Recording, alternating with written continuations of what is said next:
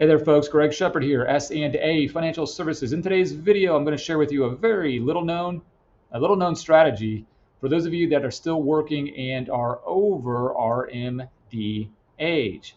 Okay, so stay tuned. I'll elaborate a little bit more on that. Again, my name is Greg Shepard. I do specialize in helping folks all over the country just navigate those troubled waters that you find yourself in a lot with TIAA. Okay, so this little known strategy, this won't take very long, but well, let me elaborate a little bit on this. So a lot of you out there that are of RMD age, still working, will have an IRA from which you're supposed to, IRS mandated, take an RMD from, okay?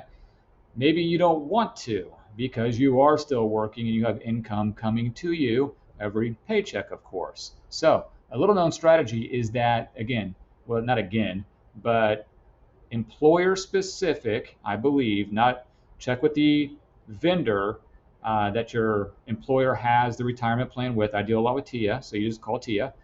You can take that IRA, roll it into the voluntary plan under your employer retirement plan. Remember, you're still working. If you're still working and have that retirement plan under the current employer, you are not mandated or subject to RMDs from that employer retirement plan. Okay?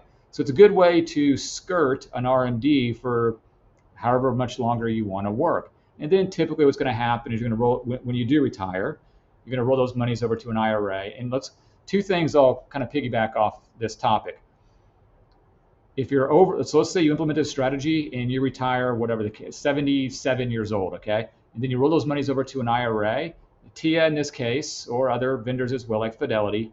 When you initiate that transfer to an IRA, they're going to kick out that RMD first. Okay, they're mandated to do that. So just know that prior to your transfer. Don't think you're going to transfer all these monies over to an IRA and then kick out the RMD from that, which you can do, but the vendor, in this case TIAA, is going to kick out initial RMD first and then transfer the rest of the money, which is perfectly fine. You have to take the RMD anyways, okay? Just know that. Also, one thing that's come up that some of you were turned around a little bit on, in this scenario, this individual is still working over RMD age. Let's say he has or had 3 different employers over the course of his career, and they're all 403Bs under TIAA's umbrella. It doesn't matter the vendor. You do have to take RMDs from previous employer retirement plans. So can the same rules apply that for the old employer 403Bs that they do for the IRAs? Ding, ding, ding. So check with your employer if you're over, check with the vendor that your employer has for your retirement plan. If you're over RMD age, still working, and see about possibly, if you don't want to take RMDs, wrapping all your monies, all your accounts that are allowed under your voluntary retirement plan with your current employer. Hopefully that makes sense. It's just a way to skirt RMDs for however much longer you're going to work. Okay? If you have questions over this or any other strategy involving TIAA, by all means, get in touch with me and I'll see what I can do to help you out. All right, folks, Greg Shepard here, S&A Financial Services. Go ahead and have a good one. Take care. Bye-bye.